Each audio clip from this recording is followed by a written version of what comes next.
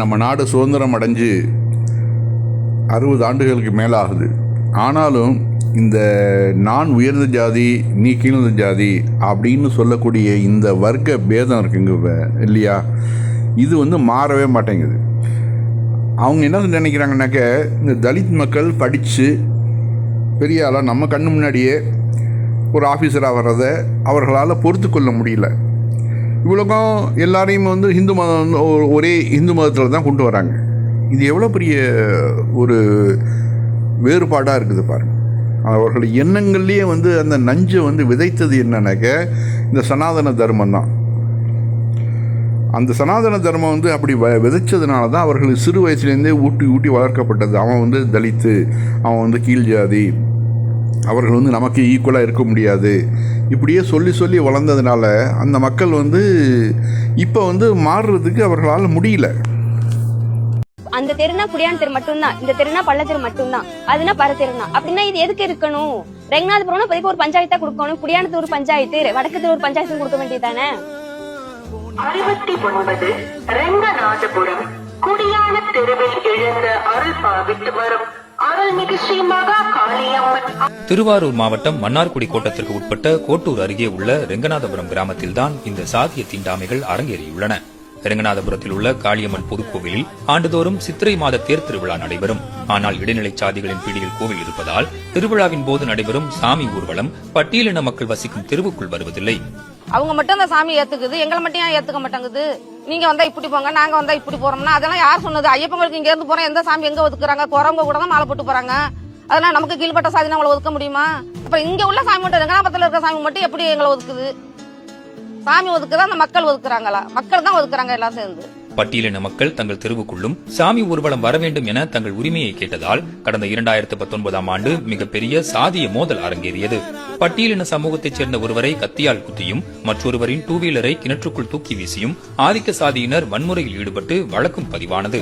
இப்படியான சாதிய ஒடுக்குதல்களை எதிர்கொண்டாலும் பொருளாதார ரீதியாக ஆதிக்க சாதியினரை சார்ந்திருக்க வேண்டிய நிலையை நீடிப்பதாக கூறும் வேலாயுதம், தங்களின் அடுத்த தலைமுறையினர் சாதிய தீண்டாமை என்னும் பிடியில் சிக்கிவிடக் கூடாது என்பதற்காக அவர்களை படிக்க வைக்க தொடர்ந்து போராடி வருவதாக கூறும்.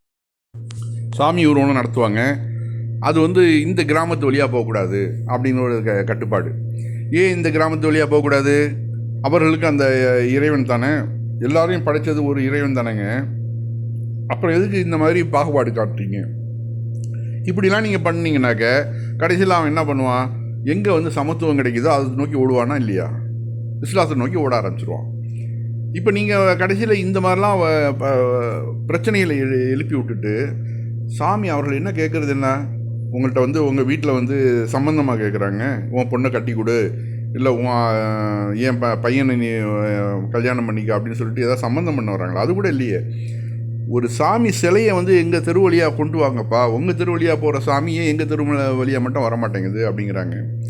அடுத்தாப்புல தீண்டாமை சுவர், தடுப்பு சுவர், அது பெரிய கொடுமை. அதை அந்த பக்கம் மேல் ஜாதியாக, இந்த பக்கம் கீழ் ஜாதியாக அவர்கள் கண்களே படக்கூடாது அப்படிங்கிறதுக்காக தீண்டாமை சுவரை எழுப்பி வச்சுருக்கிறாங்க.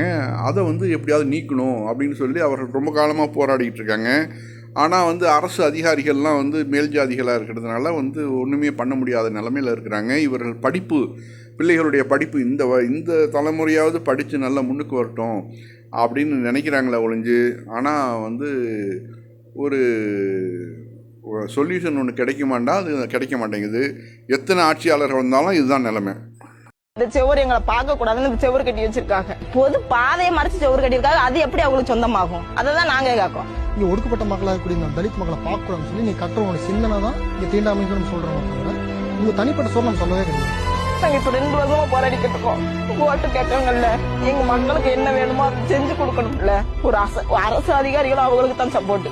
அந்த விளையாட்டு பிள்ளைகளுக்கு விளையாட்டு மைதானம் இல்ல கலையரங்க ஏதாவது எங்களுக்கு கட்டி கொடுக்கணும். ஏதாவது நாங்க ஏழை மக்கள், ஏன்னா நைட் எங்களுக்கு நாங்க போராடிக்கிட்டு இருக்கோம். மேடம் யார் என்ன எதுவும் கேட்டு கொடுக்க மாட்டேங்காங்க. எந்த விதத்திலயும் இந்த மக்கள் வளர்ந்துடக்கூடாது, ஆட்கள் ஆகிவிடாதுன்னு நினைப்பாங்க.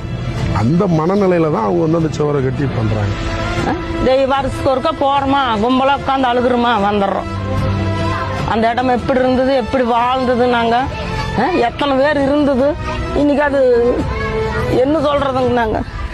ஆனா அது இல்லாட்டி நாங்க ஓரத்துல உட்காந்துட்டு இருக்கோம்.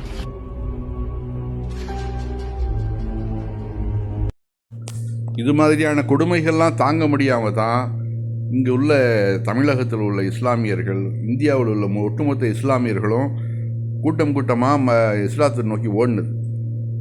அந்த காரணம் தான். ஏன்னா இங்கே இந்த மதத்தில் இருந்துக்கிட்டு நம்மளால் ஜாதியை ஒழிக்க முடியாது, நம்முடைய இழிநிலையை போக்க முடியாது அப்படின்னு 90% மக்கள் வந்து மாறி அங்கே போனோடனே என்ன ஆகிடுது, அந்த பழமையாக இருக்கக்கூடிய முஸ்லீம்கள் வந்து உடனே கூப்பிட்டு தன்னுடைய மகனையோ மகளையோ கொடுக்குறாங்க, சம்பந்தம் வச்சுக்கிறாங்க. கல்யாணம் அது அவங்க முஸ்லீமாக மாறினது பிறகு, அதன் பிறகு அவர்களுடைய அந்த கலரும் மாறுது, முக பாவங்களும் மாறுது, நடவுட பாவங்களும் மாறுது. மீனாட்சிபுரத்தில் ஒரு சரவணன் ஒரு பையன்கிட்ட போய் கேட்குறாப்புல ஜூனியர் உடனில், ஏன்பா நீ வந்து மதம் மாறிட்டியே, உன்னுடைய இழிநிலை நீங்கிடுமா?